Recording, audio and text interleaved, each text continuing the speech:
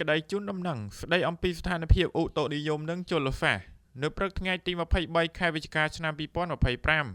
1. ឧតុនិយមបរិមាណទឹកភ្លៀងរយៈពេល24ម៉ោងគ្មានភ្លៀងធ្លាក់ទាំង7ក្រុងស្រុកសីតុណ្ហភាពអតិបរមា22កន្ដកសញ្ញា6អង្សាសេសីតុណ្ហភាពអបបរមា29អង្សាសេ 2. ជលសាស្ត្រនៅម៉ោង7ព្រឹកថ្ងៃទី23ខែវិច្ឆិកាឆ្នាំ2025កម្ពស់ទឹកទន្លេមេគង្គនៅក្តារម៉ែត្រក្រូចឆ្មា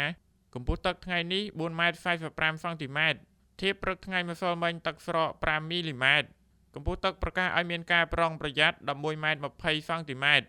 2. កម្ពស់ទឹកទន្លេមេគង្គនៅស្ថានីយ៍កំពង់ចាមទឹកមានកម្ពស់8ម៉ែត្រ62សង់ទីម៉ែត្រធៀបព្រឹកថ្ងៃម្សិលមិញទឹកឡើង12សង់ទីម៉ែត្រធៀបឆ្នាំមុនពេលវេលាដូចគ្នាឆ្នាំនេះខ្ពស់ជាង3ម៉ែត្រ52សង់ទីម៉ែត្រកម្ពស់ទឹកប្រកាសឲ្យមានការប្រុងប្រយ័ត្ន15ម៉ែត្រ20សង់ទីម៉ែត្រ